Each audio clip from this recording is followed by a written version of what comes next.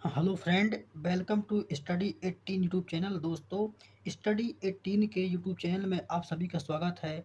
दोस्तों, आज हम इस वीडियो में मौर्य वंश के विषय में पढ़ेंगे और मौर्य वंश में आज का हमारा टॉपिक होगा चंद्रगुप्त मौर्य। आज हम कंप्लीट इस वीडियो में चंद्रगुप्त मौर्य के विषय में पढ़ेंगे और समझेंगे कि आखिर चंद्रगुप्त मौर्य ने एक एक अखंड भारत का निर्माण किस प्रकार से किया। और दोस्तों, आज के इस वीडियो में हम देखेंगे कि चंद्रगुप्त मौर्य का सैनिक अभियान और दोस्तों चंद्रगुप्त मौर्य की कूटनीति और भारत की विदेश नीति के प्रति चंद्रगुप्त मौर्य ने कौन-कौन से निर्णय लिए, तो इसके विषय में आज हम कंप्लीट इस वीडियो में देखेंगे। तो दोस्तों, आइए आज का वीडियो शुरू करते हैं। दोस्तों, अगर हम बात करें तो हमने इसके पिछले वीडियो में आपको मौर्यों की उत्पत्ति और विकास के विषय में समझा दिया है। तो आप दोस्तों मौर्य वंश पढ़ने से पहले आप उसका पार्ट 1 वीडियो तो दोस्तों, आज के वीडियो की शुरुआत करने से पहले हम बात करते हैं मौर्य वंश के विषय में। आज हम बात करेंगे मौर्य वंश के विषय में। तो दोस्तों, आइए आज का वीडियो शुरू करते हैं। इसमें अगर दोस्तों बात करें मौर्य वंश की, तो मौर्य वंश को समझने से पहले दोस्तों हमको ये समझना पड़ेगा कि उस समय भारत की राजनैतिक स्थिति क्या थी। भारत में वो कौन-कौन से शासक थे जो मौर्यों के समकालीन थे, अर्थात मौर्य वंश आने के पहले भारत में मौर्यों के समकालीन राजा और कौन-कौन से भारत में विदेशी आक्रमण हो रहे थे, इसके विषय में हमको समझना पड़ेगा। तो बात करें मौर्य वंश की, तो दोस्तों नंद वंश के अंतिम शासक घनानंद की हत्या करके चंद्रगुप्त ने मौर्य वंश की स्थापना किया था। तो जो भी दोस्तों घनानंद था, ये नंद वंश का अंतिम शासक था। और जब नंद वंश का अंतिम शासक की हत्या चंद्रगुप्त मौर्य के द्वारा कर दी जाती है, तो वहाँ पर दोस्तों किसकी स्थापना होती है? तो वहाँ पर मौर्य वंश की स्थापना होती है।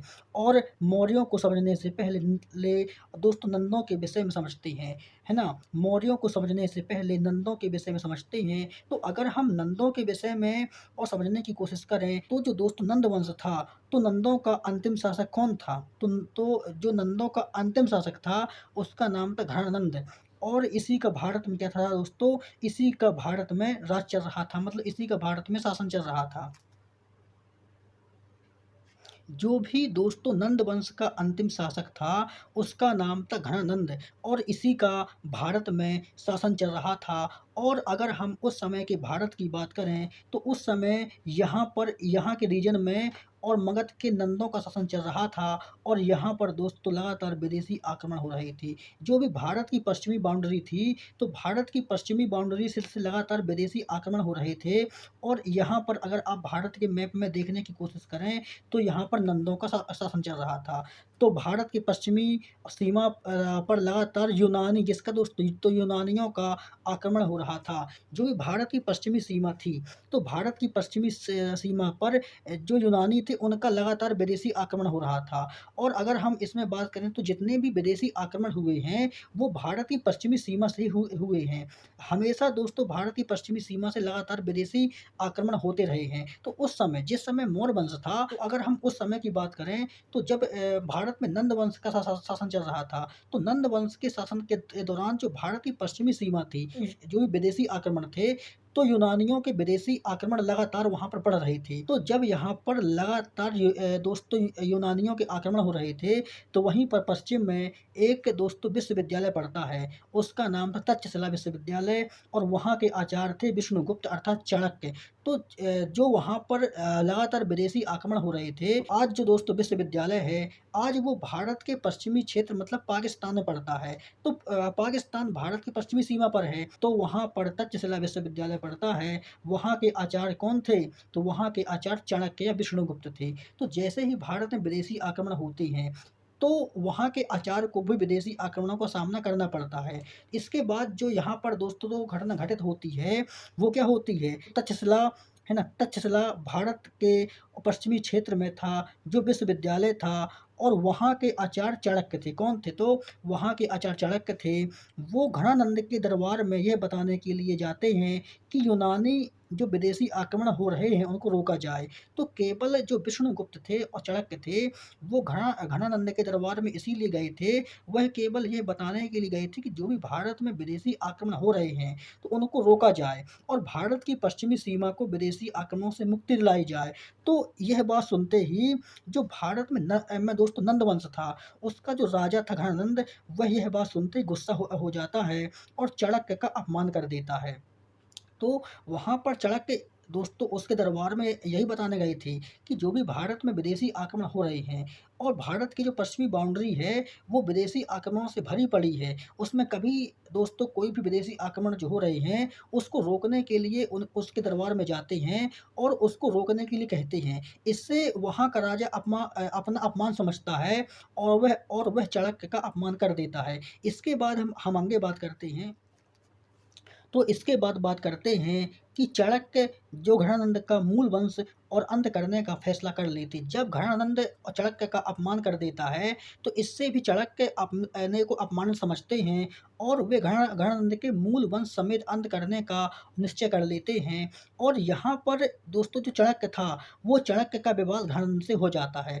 अब केवल चाणक्य और घनानंद के बीच 36 का आंकड़ा हो जाता है और इन दोनों के बीच बीच विवाद बन जाता है। और वो विवाद किस कारण से बनता है, तो यहाँ पर दोस्तों जो चाणक्य के केवल 2 ही उद्देश्य थे। वो उद्देश्य थे कि विदेशी आक्रमणों से भारत की रक्षा करना और जो अत्याचारी शासन चल रहा है नंद वंश का, इसको समाप्त करना। तो अब केवल चाणक्य के जीवन में 2 ही उद्देश्य बचे थे कि मुझको भारत की जो बाउंड्री में लगातार विदेशी आक्रमण हो रहे हैं, उसको रोकना है और जो यहाँ पर अत्याचारी शासन बैठा हुआ है, इसको समाप्त करना है। तो जब चाणक्य और घनानंद के बीच में विवाद होता है, तो वहाँ पर केवल 2 ही कारणों से विवाद होता है। उसके दोस्तों मेन जो विष्णुगुप्त थे, उनके 2 केवल कारण थे, 2 केवल लक्ष्य थे कि मुझको विदेशी आक्रमणों से भारत को बचाना है और यहाँ पर जो भी यहाँ पर राजा बैठा हुआ है, जो जो अयोग्य राजा है, इसको हटा करके एक योग्य राजा की यहाँ पर स्थापना करना है। तो ये वहाँ के दोस्तों करंट सिनेरियो यहाँ पर बन जाता है। इसके बाद हम बात करते हैं चंद्रगुप्त मौर्य की। अब यहाँ से चंद्रगुप्त मौर्य का जीवन शुरू हो जाता है। एक दोस्तों आपने क्लिक देखा कि कैसे चाणक्य और नंद वंश के राजाओं के बीच बातचीत होती है। उस समय जो भारत की स्थिति थी वो किस प्रकार की थी। अब हम यहाँ पर देखेंगे कि आखिर चंद्रगुप्त मौर्य और चाणक्य की मुलाकात कैसे होती है। तो दोस्तों इसका जो शासन था वो 321 से 300 ईस्वी तक था और ये मौर्य वंश का संस्थापक था और चंद्रगुप्त मौर्य को मुक्तिदाता भी कहा जाता है। क्या कहा जाता है? तो चंद्रगुप्त मौर्य को मुक्तिदाता भी कहा जाता है। इसको भारत का मुक्तिदाता बोलते हैं। तो इसको दोस्तों मुक्तिदाता बोलने के पीछे क्या कारण थे कि चंद्रगुप्त मौर्य को मुक्तिदाता क्यों कहा जाता है? तो बात करें कि चंद्रगुप्त मौर्य को मुक्तिदाता इसीलिए कहा जाता है क्योंकि इसने जो भी विदेशी आक्रमण थे, जो भी दोस्तों भारत में लगातार और यूनानियों के द्वारा विदेशी आक्रमण हो रहे थे, तो उस विदेशी आक्रमण से भारत को बचाता है कौन? चंद्रगुप्त मौर्य बचाता है और जो भी नंद वंश के शासकों के अत्याचारी शासन का अंत कर देता है कौन?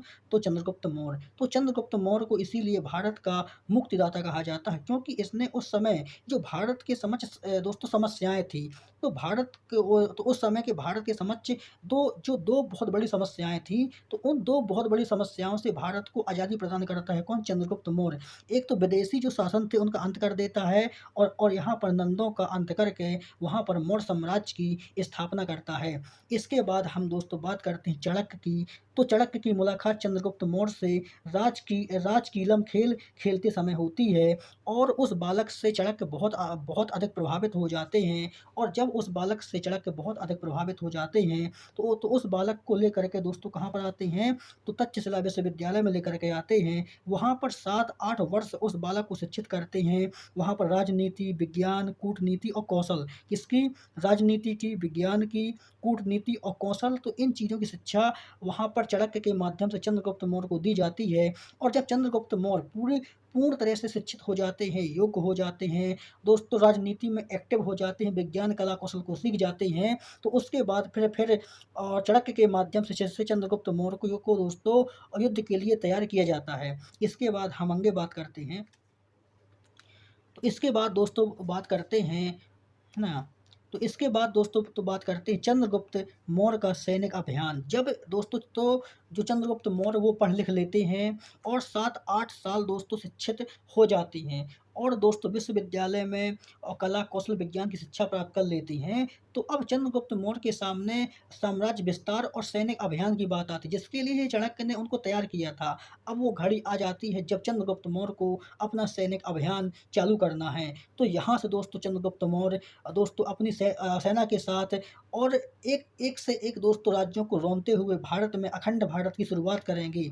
तो अब हम दोस्तों पढ़ते हैं कि आखिर वो चंद्रगुप्त मौर्य के कौन-कौन से सैनिक अभियान रहे हैं। तो इनकी पहली विजय थी, उसका नाम था पंजाब पर विजय।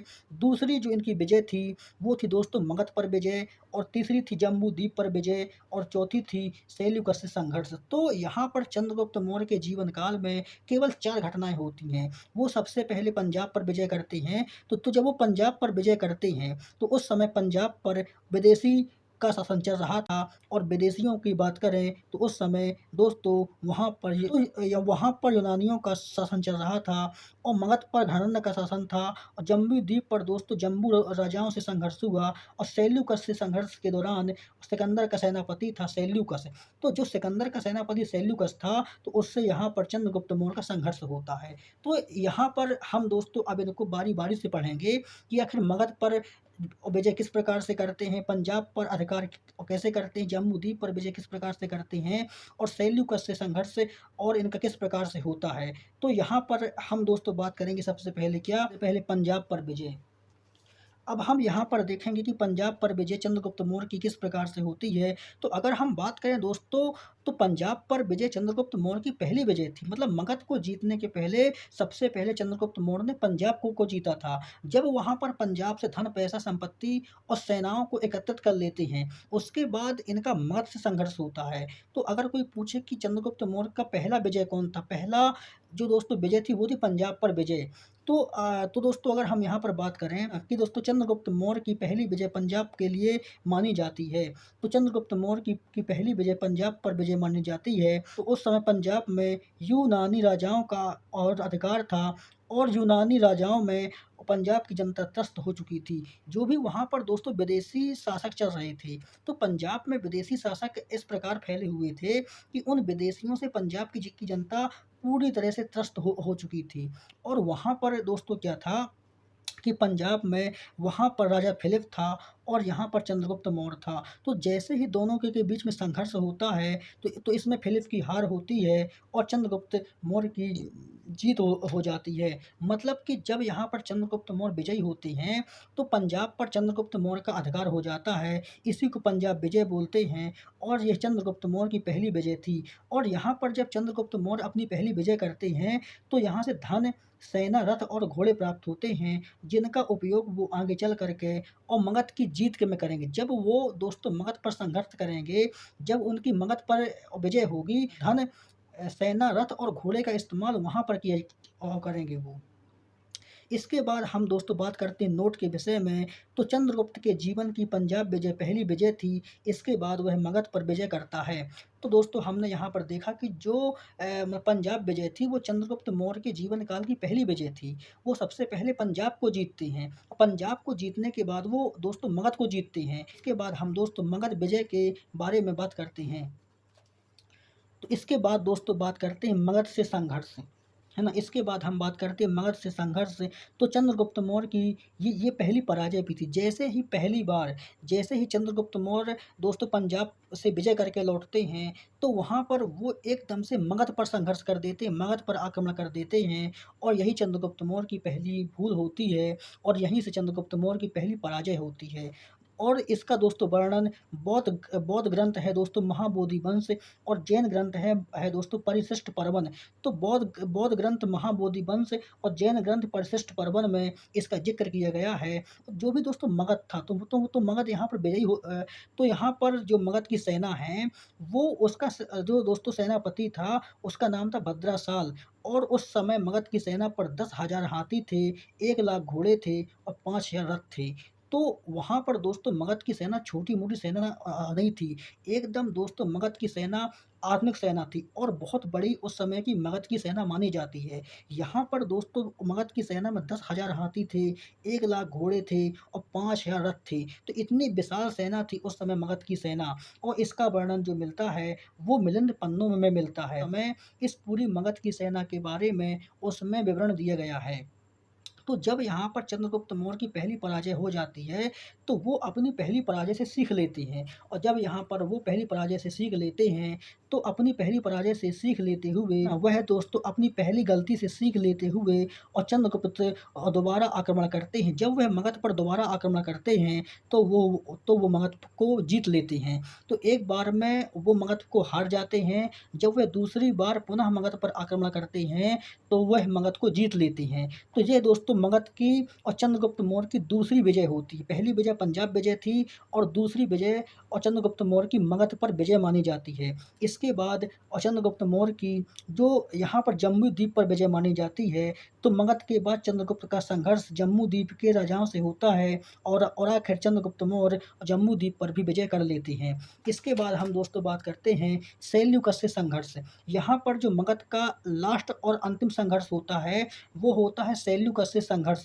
तो हम यहाँ पर दोस्तों चंद्रगुप्त मौर्य को तो पढ़ लिया, हम अब यहाँ से यह जानने की कोशिश करते हैं कि अगर सैल्यूकस कौन था, तो चंद्रगुप्त मौर्य के बीच और सैल्यूकस के बीच संघर्ष होता है। तो अगर हम सैल्यूकस की बात करें कि सैल्यूकस कौन था, तो सैल्यूकस कौन था? तो दोस्तों सैल्यूकस सिकंदर का सेनापति था। जब इसके पहले सिकंदर अपने 3-4 सेनापतियों के साथ भारत को जीतने के लिए आता है, तो वह अपने साथ सैल्यूकस, निर्याकस और अन्य सेनापतियों को साथ में लाता है।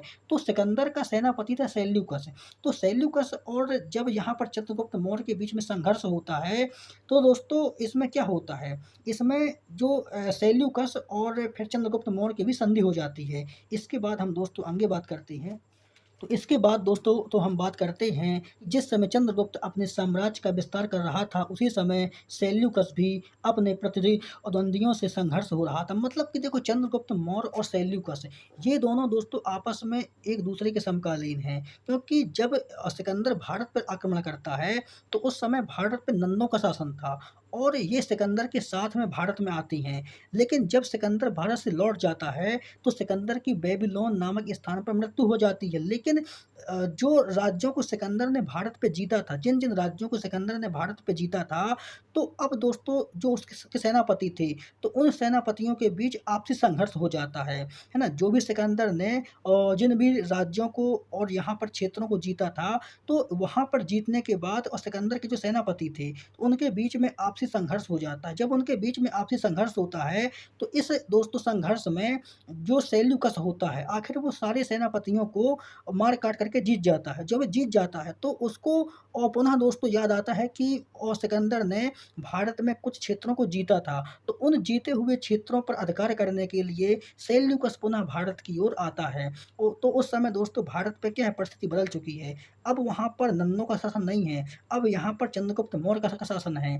तो वहाँ पर दोस्तों नंद कमज़ोर थे, लेकिन जब चंद्रगुप्त मौर्य का शासन आता है और जब यहाँ पर सैल्यूकस का संघर्ष चंद्रगुप्त मौर्य से होता है, तो सैल्यूकस ये दोस्तों जान जाता है कि मैं इससे नहीं जीत पाऊँगा। तो यहाँ पर आपसी संघर्ष करने के पहले ही सैल्यूकस ने यहाँ पर दिमाग का काम किया और सैल्यूकस ने और चंद्रगुप्त मौर्य के सामने संधि का हाथ बढ़ाता है। तो हाँ, हम अब बात करते हैं कि जो सिकंदर के सेनापति थे, तो सिकंदर के सेनापतियों के बीच संघर्ष होता है, और जब सिकंदर के सेनापतियों के बीच संघर्ष होता है, तो उसमें सैल्यूकस, निर्याकस और तो जो अन्य सेनापति थे, तो उन सब में दोस्तों क्या है, सैल्यूकस विजयी हो जाता है। मतलब कि ये इन सभी में क्या विजयी हो जाता है ना? सैल्यूकस क्या हो जाता है, तो सैल्यूकस इन सभी में विजयी हो जाता है और सैल्यूकस पुनः भारत की ओर आक्रमण करता है, और जब ये भारत की ओर आक्रमण करता है, तो इस समय भारत में चंद्रगुप्त मौर्य का शासन चल रहा होता है। तो सैल्यूकस जैसे ही अपने आपसी सेनापतियों के बीच संघर्ष में विजयी होता है, तो सैल्यूकस को पुनः भारत में आक्रमण करना था अब। तो जो भी सिकंदर ने भारत में क्षेत्रों को जीता था, तो उनमें कंट्रोल करने के लिए कि सैल्यूकस पुनः भारत पे आक्रमण करता है। लेकिन अब क्या है, भारत में परिस्थिति चेंज हो चुकी है। अब भारत में चंद्रगुप्त मौर्य का शासन आ चुका है। तो इसमें दोस्तों क्या होता है कि सैल्यूकस के मात्र भारत में आक्रमण करने के दो दोस्तों कारण थे। एक पहला कारण था कि सिकंदर द्वारा जीते गए क्षेत्रों को पर अधिकार करना और भारत में सत्ता का स्थापित करना। तो सेल्यूकस के यहाँ पर भारत में आक्रमण करने के केवल 2 ही उद्देश्य थे। वो कौन-कौन से थे? वो थे सिकंदर द्वारा जो भी क्षेत्रों को भारत में जीता गया है, उनमें पुनः अधिकार करना और भारत में अपनी सत्ता को स्थापित करना। तो इसमें दोस्तों क्या होता है कि यहाँ पर जब सेल्यूकस और चंद्रगुप्त मौर्य के बीच संघर्ष होता है, तो संघर्ष होने के पहले ही सेल्यूकस और चंद्रगुप्त मौर्य के बीच में संधि हो जाती क्या हो जाती है? तो सेल्यूकस और चंद्रगुप्त मौर्य के बीच में संधि हो जाती है। इसके बाद हम दोस्तों आगे बात करते हैं। तो यहाँ पर जैसे ही सेल्यूकस और चंद्रगुप्त मौर्य के बीच संधि होती है, तो दोस्तों संधि में कुछ यहाँ पर प्रस्ताव दिए जाते हैं और उसमें चंद्रगुप्त मौर्य को मतलब हेरात, आरकोसिया मतलब कन्हार, जेड्रोसिया माने बलूचिस्तान और काबुल का क्षेत्र मतलब कि सेल्यूकस के द्वारा किसके द्वारा? सेल्यूकस के द्वारा यह क्षेत्र चंद्रगुप्त मौर्य को दे दिया जाता है। कौन-कौन से क्षेत्र? तो हेरात और मतलब आरकोसिया मतलब कन्हार, जेड्रोसिया मतलब बलूचिस्तान और काबुल।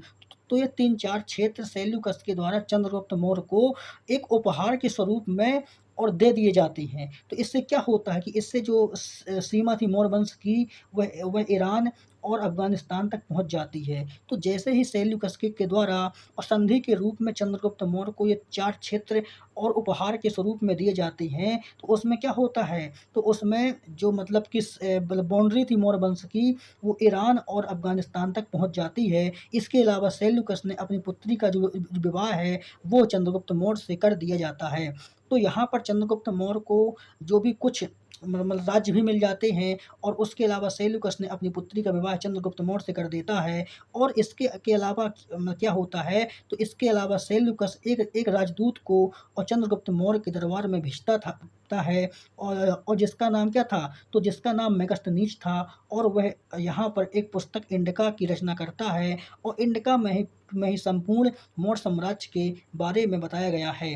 तो यह क्या है? यह दोस्तों चंद्रगुप्त मौर्य और सेल्यूकस के बीच संघर्ष होता है, तो उसकी कहानी है कि यहाँ पर किस प्रकार से सेल्यूकस और चंद्रगुप्त मौर्य के बीच बीच बीच संधि होती है। और जो सेल्यूकस और चंद्रगुप्त मौर्य के बीच संधि होती है, तो उसमें सेल्यूकस के माध्यम से चंद्रगुप्त मौर्य को 4 क्षेत्र उपहार के स्वरूप में दिए जाते हैं। कौन से? हेरात, आरकोसिया, जेड्रोसिया और काबुल। इसके साथ ही सेल्यूकस ने अपनी पुत्री का विवाह चंद्रगुप्त मौर्य से कर दिया और इसके अलावा इसके दरबार में एक राजदूत को भेजता है। उस राजदूत का नाम मेगास्थनीज था और वह यहाँ पर इंडिका नामक पुस्तक की रचना करता है। इसके अलावा हम दोस्तों बात करते हैं नोट की। यहाँ पर कुछ इतिहासकारों ने और भारत और चंद्रगुप्त मौर्य के विषय में क्या कहा है, इसके विषय में हम जानते हैं। तो भारत के प्रथम महान सम्राट उस प्राकृतिक सीमा को पार कर लिया और जिसके लिए और अंग्रेज तरसते रहे और मुगल भी उस सीमा को कभी छू नहीं सके। मतलब इनके कहने का मतलब ये है कि जब भी चंद्रगुप्त मौर्य का भारत में राज चल रहा था, तो भारत में अपनी सीमा का विस्तार करने के लिए चंद्रगुप्त मौर्य ने इतना प्रयास किया कि जो सीमा कभी मुगल नहीं छू पाए, ना कभी मतलब अंग्रेज छू पाए, उस सीमा को चंद्रगुप्त मौर्य ने छू लिया। हालाँकि चंद्रगुप्त मौर्य तो इन दोनों के पहले थे, लेकिन जो सीमा ये भारत की अखंड भारत की वहाँ तक छू करके गए हैं, वहाँ तक पहुँचा दिया अपने साम्राज्य को उस साम्राज्य को चंद्रगुप्त मौर्य के बाद या मौर्य साम्राज्य के बाद उस साम्राज्य को कभी भी ना तो अंग्रेज भारत में पहुँचा पाए और ना तो मुगल भारत में पहुँचा पाए। तो अब हम दोस्तों यहाँ पर देखते हैं कि चंद्रगुप्त मौर्य की जो बाउंड्री थी वो कहाँ-कहाँ तक फैली थी। तो यहाँ पर हम दोस्तों बात करेंगे कि जो चंद्रगुप्त मौर्य की सीमा थी, मतलब कि बाउंड्री थी, राज्य था, साम्राज्य था, वो कहाँ तक फैला हुआ था, इसके विषय में बात करते हैं। तो यहाँ पर अगर हम दोस्तों बात करें मतलब पश्चिम की ओर, तो पश्चिम की ओर यहाँ पर जो चंद्रगुप्त मौर्य की बाउंड्री थी वो लगती थी ईरान से। तो यहाँ पर पश्चिम में और चंद्रगुप्त मौर्य का साम्राज्य ईरान तक फैला हुआ था। वहीं उत्तर में कश्मीर तक फैला हुआ था और दक्षिण में कर्नाटक तक फैला हुआ था और यहाँ पर पूर्व में बंगाल तक फैला हुआ था। तो यह जो दोस्तों पूरा साम्राज्य है, यह साम्राज्य भारत में चंद्रगुप्त मौर्य का था। मतलब कि इस साइड अगर आप देखेंगे मतलब पश्चिम की ओर ईरान तक फैला हुआ था और यहाँ पर दोस्तों पूर्व में बंगाल तक था और यहाँ दक्षिण में कर्नाटक तक था और उत्तर में कश्मीर तक था। के अलावा हम दोस्तों इसको और समझते हैं तो यहाँ पर पूर्व में क्या था, बंगाल तक था और पश्चिम में ईरान तक था और उत्तर में कश्मीर तक था और यहाँ पर दोस्तों क्या है, यहाँ पर मतलब दक्षिण में कर्नाटक तक था। तो ये उस समय के चंद्रगुप्त मौर्य का भारत है। आप यहाँ पर एक अखंड भारत को देख रहे हैं कि जिसकी सीमाएँ आपको ईरान तक मिलेंगी, यहाँ पर दोस्तों कर्नाटक तक मिलेंगी, कश्मीर तक मिलेंगी, बंगाल तक मिलेंगी। तो ये चंद्रगुप्त मौर्य के समय का अखंड भारत है। इसके बाद हम दोस्तों आगे बात करते हैं कि मौर्यों की सत्ता किन-किन देशों में फैली हुई थी। तो दोस्तों मौर्यों की सत्ता ईरान, अफ़गानिस्तान, पाकिस्तान, बांग्लादेश और नेपाल तक फैली हुई। तो मतलब कि ये 5 देश हैं जिन देशों में मौर्यों की सत्ता फैली हुई थी। तो दोस्तों आज हमने इस वीडियो में चंद्रगुप्त मौर्य के विषय में कंप्लीट पढ़ा है और हमने जाना है कि चंद्रगुप्त मौर्य ने किस प्रकार से अपने साम्राज्य का विस्तार किया और साम्राज्य विस्तार के साथ-साथ और भारत में एक अखंड भारत का निर्माण किया। हमने दोस्तों इस वीडियो में दोस्तों यह भी जाना है कि चंद्रगुप्त मौर्य के सैनिक अभियान कौन-कौन से रहे हैं। तो दोस्तों आज का वीडियो हम यहीं पर ख़त्म करते हैं। इसके अगले वीडियो में दोस्तों हम बिंदुसार के विषय में जानेंगे कि आखिर बिंदुसार ने अपने साम्राज्य का विस्तार किस प्रकार से किया। तो दोस्तों आप सभी का धन्यवाद।